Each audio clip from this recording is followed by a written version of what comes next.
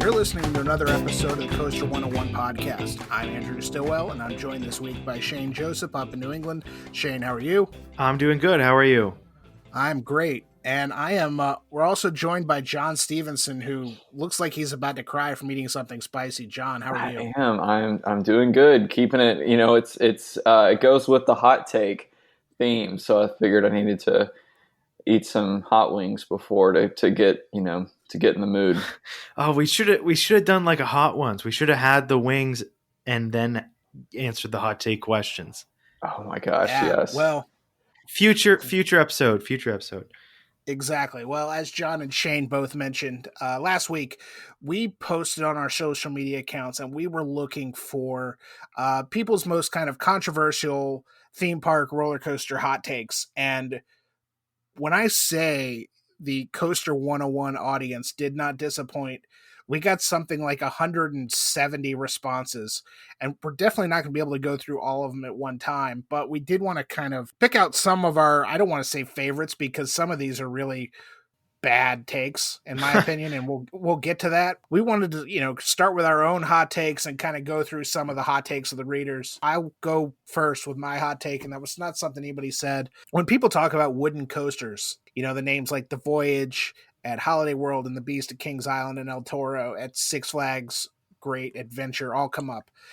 It's usually those 1, 2, 3, 1, 2, 3, and then some people like the hipsters say, oh, Phoenix at Knoebels is better. And I mean, that's the Golden Ticket Award winner, whatever. That said, I would take a ride on White Lightning at Fun Spot, a ride on Invader at Busch Gardens Williamsburg, and a ride on Jackrabbit at Kennywood over El Toro, the Voyage, and the Beast any day of the week and twice on Sundays. What those roller coasters are, they are so fun, and they pack a lot of a punch into a pretty small compact package. So that's my hot take. I can't say it any better. What do you guys think on that one? I mean, I'm pretty surprised. I would say El Toro is, I would say, the most kind of surprising. That tops most people's list, especially like Invader. I don't really hear anyone talking about that, so that's interesting to see. People are sleeping on it. I take your word for it. John, what about you? I'm looking at your hot take right now in the notes, and I don't like it. So why don't you go ahead and tell the audience? Yeah, so this is a bit of a hot take between Andrew and I. Between Fury 325 and I-305, both Giga coasters in the Cedar Fair chain and relatively close to one another geographically. I prefer I-305. And Andrew, I know you are very much team Fury 325, but for me, I-305 is very much outside of what I would consider to be one of my favorites. I love B&Ms, even though they are somewhat formulaic. I-305 was just an unreal experience. It was so intense, so unconventional for Giga coaster. And I think it's the superior coaster when you're comparing them side by side. We can agree to disagree. Shane, I know you haven't gotten on either of those, but we'll get you down here at some point. I know.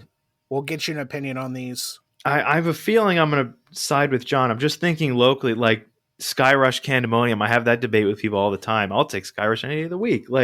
So just based on that, I feel like I know which way I'm leaning, but I don't want to prejudge anything because I know obviously Fury's a top tier coaster also. So I will get back to you on that. Okay. And Shane, you've got a list of hot takes here. So what are your what are some of your theme park hot takes? So I had a few. We'll just kind of go through them. First of all, I've said this for a little while, but I think Universal, at least Orlando, is a better park for the whole family than Disney is. And I'm thinking specifically teenagers and adults in this category. And I'm talking more about, because I went to Disney 2 summers ago, and obviously, as an enthusiast and as a fan of Disney, I really liked that. But just for the family in general, like a family of non-enthusiasts, I just think they're going to find more variety and more things to enjoy at Universal Orlando. So my second one is that wooden coasters should be retracked first, or at least attempted to be retracked instead of RMC'd. I think RMC does great with ground up stuff. So I'd like to see them do a little more of that, and I would like to see kind of wooden coasters at least try to be given another life before they get RMC, because I think some of them are actually really good. Even though obviously RMCs are great too, I'm worried that we're just going to start RMCing everything, which I think we'll get into in a little bit. Then my next one, I said that Fast Pass is a good thing. A lot of people really don't like Fast Pass, specifically at like resort parks. I've never had Fast Pass personally, and I've never had an issue with it. A lot of people, complain it makes the lines longer and all that. I don't mind it. I mean, if somebody wants to pay whatever hundreds of dollars it is to do it, I say let them do it. And then finally, this one is probably a little more of a hot take than the other ones. I think these theme parks / zoos, like Six Flags Discovery Kingdom, Great Adventure, SeaWorld and Busch Parks, Lagoon also. I just think it's time to get rid of the animals, time to move on from that for a variety of reasons. And I think SeaWorld and Busch Gardens specifically are trying to do that. I just think it needs to be something that happens quickly, because I think zoos and aquariums in general is something that we're going to look back on in like 10 years and just kind of think how was this a thing? So I'm hoping that will become the reality soon. Got it. Okay, I'll give you quick answers here. I agree with your Universal take. Cohesively, everything with Universal. Right now, especially when you look at what they've done with Jurassic World Velocicoaster and how that's basically gone from ground up in 13 14 months or whatever it was at this point, maybe a year and a half when they started clearing land. And then you look down the road, you look down I-4 a little bit, and you see that we have a cloned roller coaster in a box, and then we have a non-cloned roller coaster in a box that we're gonna have to wait a little longer to ride. Great. I'm big fan of Universal, love everything they're doing. I don't really have an opinion on the retracking versus RMC. I like smooth wooden coasters. I like when a coaster invests in RMC, so we're good there. Fast Pass, I don't necessarily have an opinion about paid Fast Pass. It's fine. It's not something I typically do unless I know I'm gonna rush through a park one day. I don't think the free Fast Pass at Disney is needed once things kind of get back to normal. And regarding the animals in theme parks, I will say Busch Gardens and SeaWorld do a great job with their conservation measures. A park without zoological background like Lagoon, get rid of them. Yeah, that's definitely more the case. John, any follow up there? Or can we get into the audience here? Yeah, Andrea, you're pretty much aligned with what my responses were going to be. So I think we should get into the readers and see what hot takes are floating out there. Okay, perfect. Well, I will. I'll go ahead and start. This actually was the one response we got from an actual park, and the controversial opinion of Worlds of Fun in Kansas City, Missouri. Their thoughts were Worlds of Fun has plenty of coasters, and when I saw that come through Twitter, I quickly replied, "It's great that your food and beverage staff is keeping water rings off the tables, and they've supplied the appropriate amount of coasters for the season, because that's about the only kind of coasters they probably have enough of. I mean, they've got 7, but you take away the spinning coaster, which is meh. They've got a boomerang. Everybody's got a boomerang at this point, so and then they've got the space themed kiddie coaster, and that's fine. We're enthusiasts. We'll ride it once for the credit. But, other than that, you've got Mamba, you've got Prowler, Timberwolf, which has been retracked, and you've got Patriot. 4 pretty quality coasters at Worlds of Fun. I think they could stand to have a couple more. I know that's a hard talking point about enthusiasts in the Kansas City area, is when's Worlds of Fun getting that new coaster. And Chris, if you're listening, I hope it's soon so people will stop tweeting at you. So I think for this one, the closest thing I'm kind of thinking comparing it to Worlds of Fun is Dorney Park, which I've been to, which has a similar complaint. And I think that as a first-time visitor there, I had a great time, and I think I would at Worlds of Fun too. So I think the complaint from a lot of enthusiasts mostly isn't the lack of coasters. I think it's a lack of a new coaster. I think a lot of people's complaint is they haven't gotten a coaster in a while, because I think if you're a first-time visitor, you're going to have a good time. But for locals, I can definitely see where they're starting to get antsy and kind of overdue for a new coaster. Yeah. Worlds of Fun, great park. Love it. They do need a new coaster, though. And I want to move on now to @ResortEars on Twitter, who says, Barnstormer is the best roller coaster at Walt Disney World. This is a bad take. It's a take. Yeah, this is It's crazy. I can think of, I mean, Everest is good. And I know we're going to talk about Everest here in a little bit, but Everest is really good. Space Mountain, if you catch it on a good day, is good.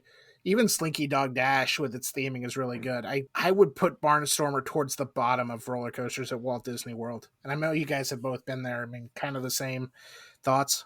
Yeah, I just first of all, I don't see how you can really compare it to anything else, just because it's so different and it's so short. Especially, I mean, you have Big Thunder Mountain like right across the land, I think, from Barnstormers. So that to me right there kind of discredits this for me personally. I don't know. What do you think, John? Yeah, well, I think a lot of these, it's hard to just judge by a Twitter handle or a name, but I think some of the, if you're, not a big thrill seeker or you're younger, maybe Barnstormer is the best roller coaster in your opinion at Walt Disney World. So I think some of this, obviously, a lot of this is subjective, but this is definitely, I think this opinion is definitely in the minority. I would definitely say so.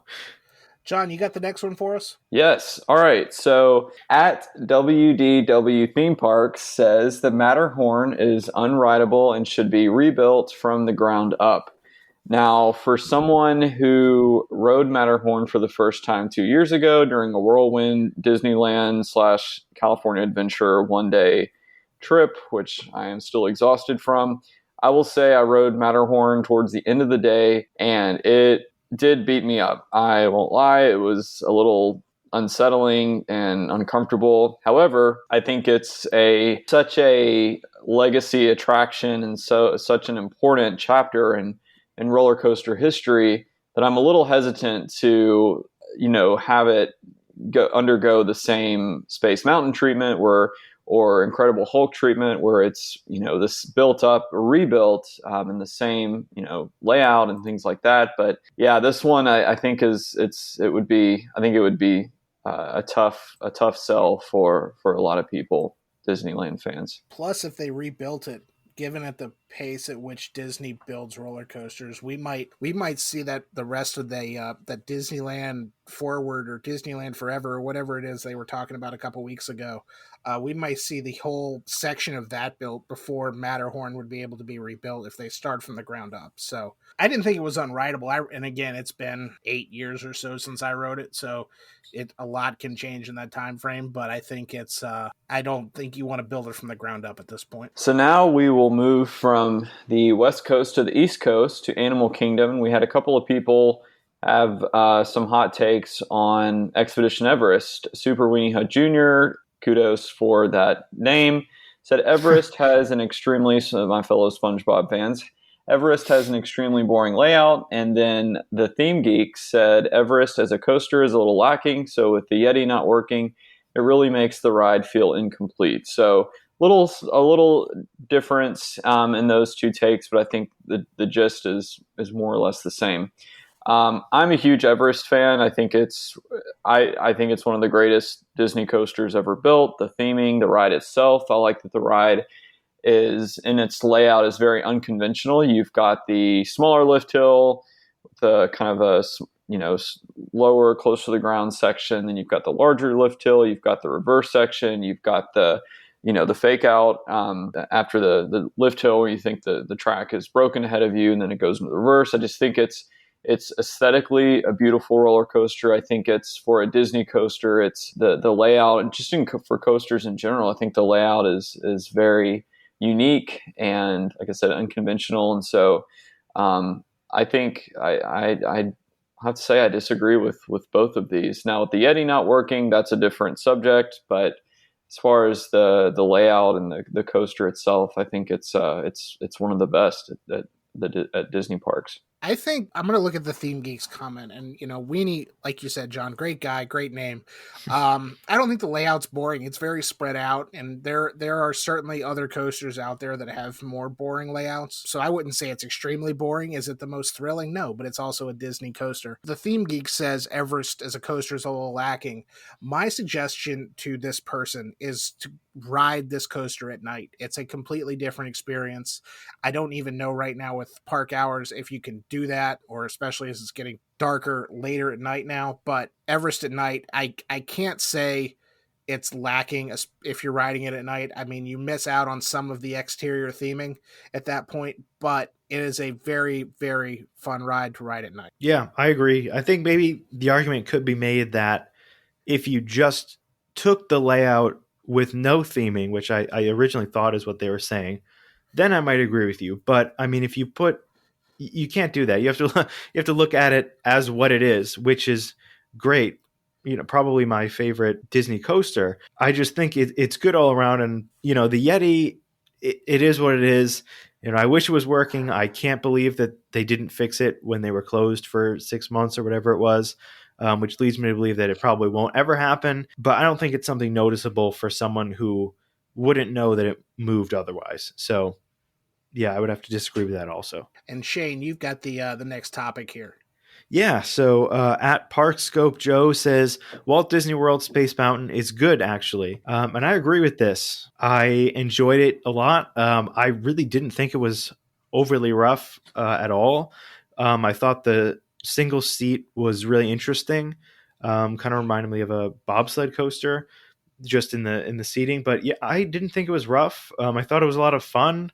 You know, even though you're not going that fast, being indoors, being in the dark, really elevates that for me, and I had no issue with it. So I actually rode Space Mountain this past October, and then the Magic Kingdom Space Mountain, and then the Disneyland Space Mountain in 2019 during my whirlwind trip. I will say Disneyland Space Mountain has a special place in my heart because it was my 200th roller coaster. But I have to say, I think riding them in, such close to close, so close together, I would have to say I preferred Disneyland's version. I think it was, I think both of them are fine, but I would have to give an edge to Disneyland Space Mountain. Yeah, if Eric ever comes back on the podcast, he might fight me, but I gotta put on for the East Coast, West Coast. Walt Disney World Space Mountain it is good. It's definitely, again, it's not the best ride at the Magic Kingdom, but to give you the old Ric Flair line, it's the oldest ride in the park with the longest line. Woo! So we're gonna get it now. We're gonna leave Disney a little bit. We're gonna get into some kind of X is better than Y. And John, you've got the first one here. We've got an article up on the website that kind of talks about this take, but go ahead. Yeah, so at Sir Bolsky says Thunderhead is better than Lightning Rod, and I will reiterate that a lot of these are subjective, but this is definitely a hot take because I think if you polled 100 people, Lightning Rod would be the preferred of the two. Kyle, who wrote the article he also prefers Thunderhead and thinks it's the superior ride. And I told him off the air, I said, you are entitled to your wrong opinion. I think I love Thunderhead. It is an amazing roller coaster, especially now that they're in the process of wrapping up the retracking of it. It is like a brand new ride almost. But for me, Lightning Rod will always be the superior roller coaster. I mean, it's my favorite wooden coaster now, kind of favorite wood/steel roller coaster, but it's a phenomenal attraction and incredibly intense. The airtime is amazing. The quad down, I mean, all of it. It's the launch. It's unique. And so while Thunderhead, you can never, can't beat a classic. I think in this case, Lightning Rod is definitely the better of the two. So I'm sure you're not alone, Sir Bolsky, but I think you are in the minority. Shane, and I know you wrote an article on both these coasters last year for our 20 and 2020 series on the website. It is in Tim 305, so I bet we can tell what coaster they like. He says Superman at Six Flags America is better than Superman at Six Flags New England, and I was under the impression they're the same coaster. Okay, so if you read my article, no, they're not the same coaster. Six Flags America is a mirrored clone version of the Darien Lake one, but Superman at Six Flags New England, totally different ride. Very similar names, so that could contribute. But especially, and I didn't even think about their name, Intimidator 305. Superman at Six Flags New England is also, taller than the other ones. It's intense. You got tight turns, which is sort of like Intimidator. So I'm very interested that this person has this opinion. But this one is hard for me to talk about because I have not been on the one at Six Flags America. But I wanted to talk about this one because some of my friends agree with this. Just having seen the POV, it's a little hard to judge, but I just think the Superman at New England is everything I like in a coaster with, strong ejector airtime. G forces on the two helixes are great. And Superman at Six Flags America just seems to be a little more maybe floater airtime based, or those infamous straight sections. It's not as eventful, I think, than the one at New England. But this is a really interesting opinion, and I know a good amount of people actually share that opinion. And I think it also comes down to the restraints, because the Superman at Six Flags New England has the U-brick restraints, which I'll be the first to admit are not comfortable. But Six Flags America has the T-bars, which of course are the better restraints. So that could be a factor also. I don't know. Have either of you been on either of these rides? I got walked at Six Flags America, so I don't like the T-bar restraint either. Okay. I have ridden Six Flags Americas. I enjoyed it. It doesn't really stand out in my memory that much. None of the coasters there do, but I think it's definitely the Six Flags New England Superman is on my is pretty high on my bucket list. So, because I've heard good things. But hey, if this is the case, then great. I've been on the better of the two. Okay, so we're going back to Dollywood, and this is a hot take from Luke Farley 480. Wild Eagle is the best wing coaster. I have said this to myself and to others multiple times, and I will take this to the grave. I think that Wild Eagle was originally meant to be a standard B&M floorless coaster. I have no, I have no intel on that. There's no, as far as I know, there's never been even a rumor to suggest that. But I think that it does not, as great as it is, as great as the views are. It's a wonderful coaster. I don't think it takes full advantage of the B&M wing coaster trains. I think one of the best, and this is certainly a hot take. I think X-Flight at Great America is one of, I think is one of the best wing coasters, in that it really takes advantage of those trains. You've got the keyhole element, got a lot of head chopper moments. It interacts with the midway, or Wild Eagle. I think its best thing going forward are the views, and I definitely think that there could have been some more interactive elements, or those near miss elements that I think are so widely used on wing coasters. And so that's I think while it's a great coaster, I don't think it's the best wing coaster. I like Thunderbird at Holiday World better than both Wild Eagle and X Flight, and probably Gatekeeper. If we're going to be perfectly honest, I'd give it to Holiday World there. Yes. So the next one is from at Parks C92.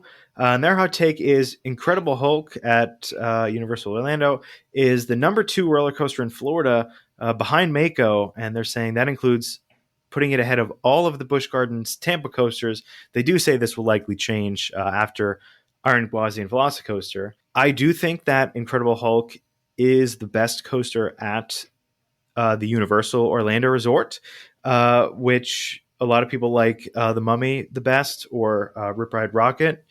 I think it's a great coaster. The launch, I think, is incredible. It's just an iconic coaster in terms of views. I hesitate to say number 2 in Florida, though. I would put not most of, but certainly some of the Busch Gardens Tampa, Montu, Shikra, and Cheetah Hunt, I would say I would put ahead of it. Not Kumba, I guess, which is a hot take in and of itself. But I think number 2 in Florida is very interesting. A lot of people really like that ride, but I just think it's sort of a standard B&M after the first half, which isn't a bad thing, but it's not enough for me to say that it's the number 2 best coaster in the state. I don't even think it's the number 2 best roller coaster at the entire resort. I mean, you're talking about a park that has Hagrid's Magical Creatures Motorbike Adventure. Oh, you know what? I didn't even think about Hagrid's. Yep, yep. Okay, I haven't been on it, so I can't. I'll get back to you in a couple months. Okay, yeah, it's Hulk is great. I mean, this is a take I would probably agreed with in like 1999 or 2000 when the Hulk was like brand new and there wasn't like a whole lot of coaster technology. I mean, we're 20 years in the 21, 22 years now into this, you know, of new coaster technology, and they rebuilt it. The trains are fine. They should have gone with the Vester trains when they rebuilt it. That's another story. I know they probably had to redo the entire track and clearances at that point, but like the Hulk is, it was one of the first big coasters I ever went on. It was the coaster I kind of caught the coaster bug on, but I can't like, oh no, just no, no, no, no. I like it. It's one of my first launch coasters. It's iconic. It's probably one of the most photographed and filmed coasters in the country, and I love it. I think it's a great ride. I haven't been on Mako, so I can't compare it to Mako. Probably not the number two, but it's a great ride. And we're going to go to Skywalker Brian, who says Apollo's Chariot is superior to Griffin. And a long time ago, I would have agreed with you because Apollo's Chariot is great. It was the, B&M's first hypercoaster, those camelback hills, the scenery as you're kind of going up and over that lake, and they've got the head chopper tunnel on like the second or third drop, I believe, and the helix at the back. And then for a long time, like Apollo's Chariot was my number one and Griffin was my number two. And then what happened was I rode Fury 325. I realized how much better that was than Apollo's Chariot, while Griffin is still pretty high in my book, and I love a really good B&M dive coaster. So they're both great coasters. And again, I think Apollo's Chariot kind of falls into that same thing that Hulk has fallen into, where it's 20 years old at this point, and it's not as smooth. It's still very smooth, but I think Griffin is the better coaster of the two, for sure. I would have to agree. I think I'm a huge dive coaster fan, even though I've only been on three. I think that view, the vertical drop, it's just Apollo's Chariot is great, but I'm a dive coaster fanatic, so I've got to give it to Griffin. I'm going to go into another take here. It's actually kind of it's a two-parter from two different people, but this is the kind of topic that could be its own episode. Dan B says Six Flags is better than Cedar Fair. And then I guess to kind of follow up on that, Chantal L, and these are both comments from Facebook. Chantal says Six Flags has the best rides, but the overall experience is kind of hell on earth. Okay, I'm going to get into this a little bit. I will stand for Cedar Fair any day of the week. Six Flags is fine. It is a cookie cutter regional amusement park where you can go, you can ride some roller coasters on top of a parking lot. You can see ads for Takis and M&Ms and Snickers bars and Twix and all that. But Cedar Fair, especially in recent years, they've upped their game on theming. They've upped their game on quality of rides. They've upped their game on food. Cedar Fair is the better chain. I'm sorry. I know you can get a Six Flags season pass for like $14 if you I was gonna say buy 2 gas station hot dogs or whatever special deal they're running at whatever time. But having a Cedar Fair park as my home park certainly helps. But my second closest park is also a Cedar Fair park, and I would rather drive there, which is pretty equidistant between me right now, King's Dominion and Six Flags over Georgia. I would rather drive to King's Dominion all day. I do like Chantal's description of hell on earth for Six Flags. I mean, I think that just kind of fits with it. I wouldn't necessarily agree about the better rides comment. I mean, some of their roller coasters are great. I know Chantal personally, so I know kind of where she's coming from, the Six Flags she's been to, and the Six Flags her fiance Clint has been to, and they have some good rides there.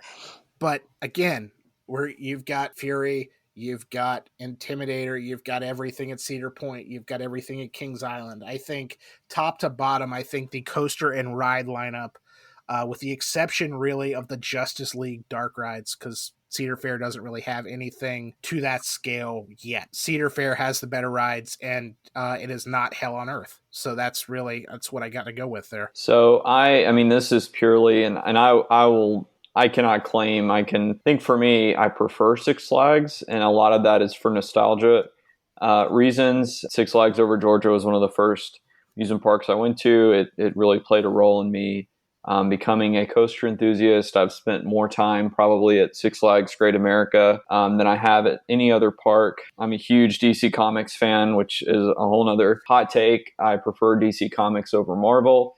And so I love the Justice League and superhero incorporation into the rides. I definitely think their quality has, in regard to the theming and just the type of roller coasters and attractions that they are building more and more of now, I think has decreased. But for me, and again, I think it's for nostalgic reasons, but I will think if I have to choose between the two, it would be as a whole. And obviously, you have some differences on a park by park basis, but as a whole, I'll always be a Six Flags fan. Yeah, I've been to more Six Flags parks than I have Cedar Fair parks, and I've been again, kind of what Chantal is saying. I've been impressed with the rides, not as impressed with the atmosphere, which I think Cedar Fair certainly has over Six Flags. The rides are kind of a toss up.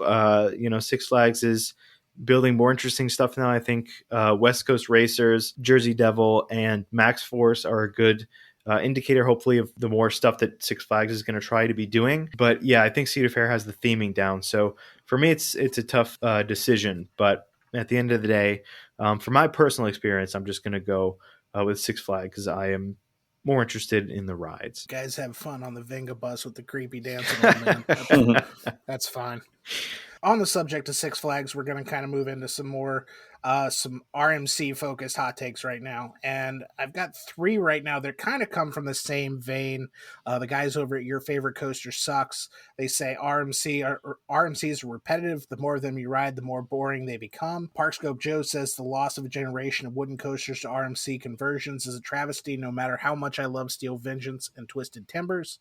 And past podcast guest Dave Cobb says converted Woodies are uncomfortably turbulent with crap pacing, way overhyped. I don't know. I was compiling this entire list, and again, there's more on this list than what we're talking about tonight. But with everybody, all the enthusiasts in the community are like, this wooden coaster needs to be RMC'd. That wooden coaster needs to get RMC'd. RMC, come to this park, yada, yada, yada.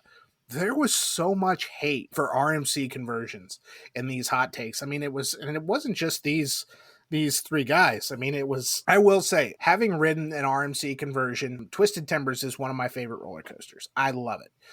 It's far better than Hurler ever was. But yeah, I think I do agree with Parkscope Joe. The loss of an entire generation of wooden coasters, and even going back to what you said at the beginning, Shane, like I would rather see some of these coasters get retracked. And then going back to the Cedar Fair conversation, I've got Hurler in my relative backyard at Carowinds, and I can drive 4 hours north to King's Dominion, and I can ride Twisted Timbers, which is a better version of Hurler.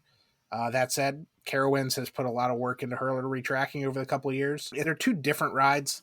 I don't think everything needs to be RMC'd, and I will fight anybody who says Hurler or Carowinds needs to be RMC'd for that very reason. I think Carowinds, as it stands, has its big wooden coaster, and that's Hurler. And I think every quality amusement park needs a big, large wooden coaster of some kind, especially if you're going to be an amusement park, not like a Disney or Universal. But and what Dave Cobb said with the converted Woodies, they're uncomfortably turbulent with crap pacing. I mean, that's RMC's gimmick. I get that, but I would rather have repeated pops of airtime. And I go back to Twisted Timbers, where you kind of feel, I think there's 20 airtime moments or something throughout the course of that ride. I like that feeling. There's some good stuff with the inversions and things like that, but again, I was really surprised that RMC got so much hate in this whole this little topic here. Yeah, I think at this point, kind of in the coaster community, it's become kind of cool to hate on the stuff that everybody likes. I think there's some decent points here, though. Even though I love the RMCs I've been on, I don't know if they get boring the more you ride them, but the RMC definitely has a signature style that they like, and they have certain things like the pops of airtime or the hang time on the stalls that they like to do over and over, which is really good. And I think it's fun every time. And especially because you have to consider that a lot of guests aren't going out of their way to ride a bunch of RMCs. So from the general audience perspective, it wouldn't be an issue. But from an enthusiast standpoint, I can definitely see where the trends in how RMC builds their rides could get old for people that aren't a fan of it, or even for people that are just experiencing similar elements over and over. So I am a huge RMC fan, but Andrew, I completely agree. I think every non-Disney theme park, non-Universal theme park needs at least one wooden coaster. And I think to go back to Dollywood, for example, if Thunderhead was at a Six Flags park, I think it's a fairly good chance that it would have been converted into an RMC hybrid. And I think seeing what they've done, and they've spent, I think the park has spent $4 million on retracking it with this denser type of wood. I mean, that's not a marketable change. You can't put that on a billboard like you can an RMC conversion like Joker at Discovery Kingdom. So I definitely agree. I think we need to preserve some of the wooden coasters, and I wish that more parks would invest in this type of retracking to really kind of preserve them. But I'm also an RMC fan. Like Georgia Cyclone at Six Flags Over Georgia, Twisted Cyclone is far from the most groundbreaking, earth-shattering RMC hybrid. But every time I've ridden that since it opened, I'm blown away. And I think that's the case for most of the RMCs I've ridden. Goliath at Great America, Lightning Rod at Dollywood, obviously, Steel Vengeance. I mean, I think they live up to the hype, most of them. And I think sure there are some exceptions, but I don't think I'll fully get on board with the RMC hate train. I think they're incredible roller coasters, and I think that RMC has forced other manufacturers in this space to innovate and do away with the status quo. So that's my take. Going directly off of that, the next hot take is from Scotty Boy M, who says RMC is possibly going to make the roller coaster world worse because future coaster manufacturers are going to implement elements into their layouts solely because RMC uses them, not because it would make the ride better, which is kind of what you were saying, John, about forcing other manufacturers to innovate. And I'm going to disagree with this. And I feel like the only evidence I need is Pantheon. There's a few things on there, specifically that enormous outer baked airtime hill and the hang time stall there, which are clearly inspired by RMC. But I think those are going to be excellent elements on that ride. I think both of those elements, Intamin is going to bring something new to the table. And it's sort of what John was saying. RMC is making other manufacturers rethink what they're doing and actually causing them to think outside the box, even though RMC may be doing the same thing on a lot of rides. Other manufacturers are now trying to do that. Even GCI now, they have their own Titan track, which is their hybrid track too. So overall, I think other manufacturers being inspired by RMC is going to be a good thing in the long run. Yeah, I think that wave turn or banked airtime hill, whatever we want to call it, on Pantheon, and that zero G stall, and then Velocicoaster has a pretty substantial stall too that I think kind of could have drawn inspiration, maybe not, I don't know, from RMC. So I think, I don't think it's not going to make it worse. I think each manufacturer gets to innovate in their own way. I mean, are we going to be mad because a wooden coaster had a bunny hill and now RMC has the the bunny hills right out of the station? No, I mean, it's a little pop of airtime. It's good. No, there's only so many things you can do with a roller coaster right now, so it's not like you can reinvent the wheel so much as be inspired by what's going on and attempt to do that element or that piece of coaster better. Yeah, I agree. And the next comment also about RMC, very simple, very short, and first of all, I don't agree with it. It's from Blake Waller 15, who simply says Twisted Colossus is trash. I could not disagree with this more. Twisted Colossus was my favorite coaster that I rode on my trip to California. It's my number 3 favorite ride overall. I thought it was an excellent coaster. I didn't even get the dueling on it, which, that would be a valid complaint. But saying it's trash, I mean, that's just, you got a 4 minute long, whatever coaster. Some of RMC's best elements are in there. That they've ever done, I think. And so I just think that this is really out there. I don't know if either of you have ridden Twisted Colossus, but Yeah, I did. And if Twisted Colossus is trash, then that is a trash can I want to sit in, because it is. I mean, so I will say it was. I've only been to Magic Mountain once. It was in one day. I was there with Eric, and the park was only open for like maybe 8 hours, so it was a very, very fast paced whirlwind of a day. And so I was riding Twisted Colossus the same day as I was riding X2 and yeah, me too. all of these other, famous, not all great rides, but it was a little bit of coaster overload. And so Twisted Colossus was towards the end of the day. I wouldn't say that it was my favorite RMC or the best RMC, but at the same time, it's hard for me to judge a coaster off of solely one ride. So I really would like to go back there and ride it a few more times. It was sort of dueling, but not really. It was a little off, but it's a fantastic roller coaster. And I mean, to see what they did with that, with that, dilapidated racing wooden coaster, and to do this sort of layout was brilliant. And I think it's a work of coaster art, if we're being honest.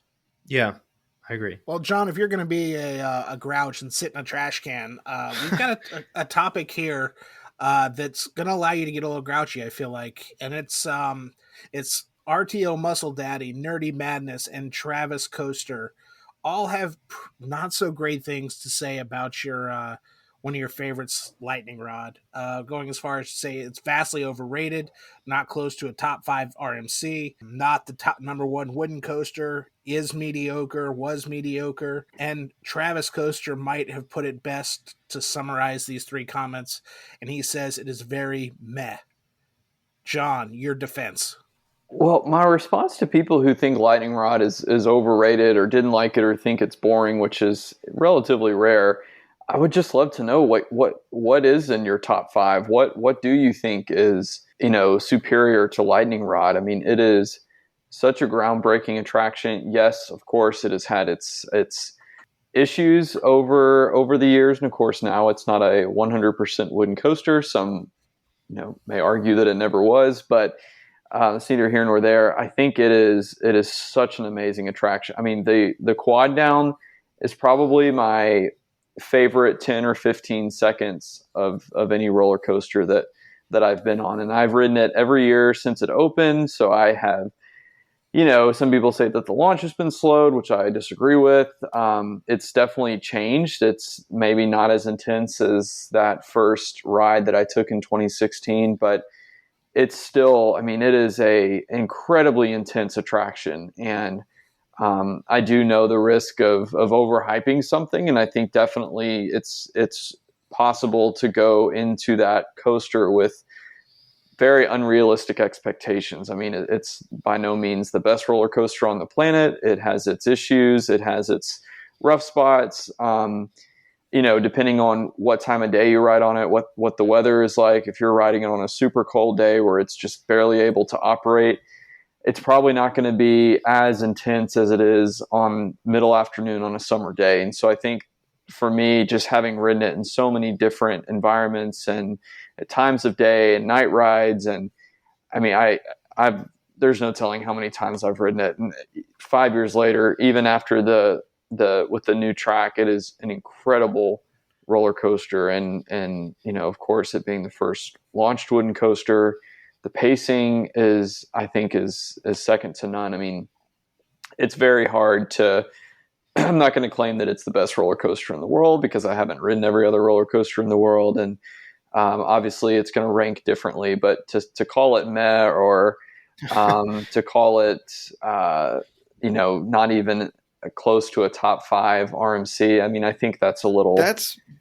what stands out to me. Yeah, is not even. They're not even saying it's not a top 5 coaster. That's top 5 RMC. Like, what's above it then? Like you said, I want to see these guys list. Like, are they putting like, Joker or New Texas Giant or something above it. I don't understand what they like better. Yeah, come on, Muscle Daddy, share your top 5 with us, because I am very intrigued.